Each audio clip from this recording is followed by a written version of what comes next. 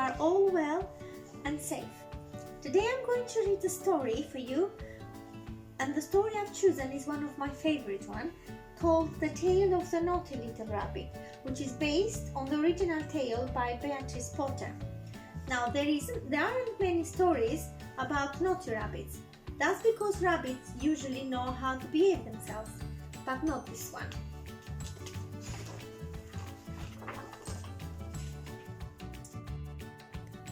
The Tale of the Naughty Little Rabbit.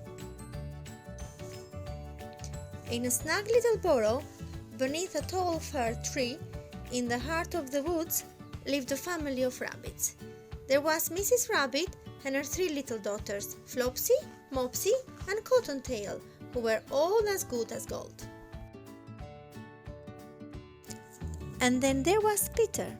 Here he is, look, one naughty little rabbit wearing his smart new coat. Today, Mrs. Rabbit had some shopping to do. You can play outside while I'm gone, she told her children. But remember, stay away from Mr. McGregor's garden. Mr. Rabbit had visited once and never came home. While Mrs. Rabbit was out, Flopsy, Mopsy, and Cottontail busied themselves like good little bunnies, picking wild blackberries for tea. But not Peter. He ran straight to Mr. McGregor's garden. Here he is, look, one naughty little rabbit squeezing himself under the gate. First Peter ate some juicy fresh lettuces, then he gobbled some crunchy green beans, then he nibbled some spicy red radishes. Soon, Peter's tummy began to feel a bit funny. He looked around for some parsley, but instead, he found Mr. McGregor! Peter turned and ran as fast as his little rabbit legs would carry him. But Mr. McGregor chased after him, waving a rake and shouting, "Stop, thief!" Poor Peter was very frightened. In his panic, he couldn't remember the way back to the garden gate.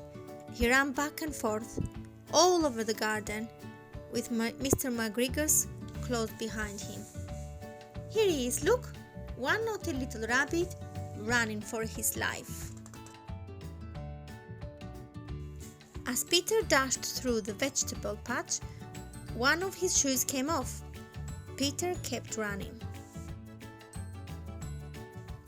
He lost his other shoe in the potatoes. Without his shoes, Peter ran even faster. Straight into the net around the gooseberry bushes. The big brass buttons of Peter's blue coat got tangled up.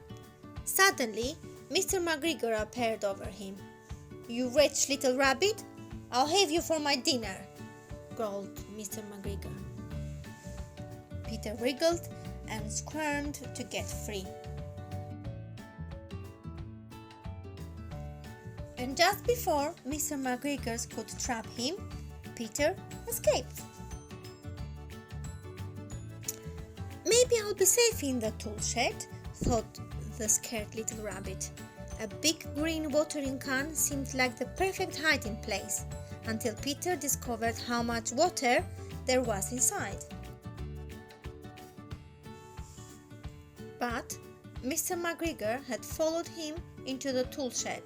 He began turning over flower pots, one at a time, searching for Peter. All of a sudden, he heard the rabbit sneeze, "Achoo!" from inside the watering can. Poor Peter was out of the can in a flash. He ran away as fast as his little rabbit legs would carry him. He found his way, at last, back to the garden gate. Finally, Peter was safe in the woods again. He ran all the way home without stopping. Mr. McGregor found the 2 shoes and new blue coat that Peter had left behind. He made them into a scarecrow to frighten away the birds.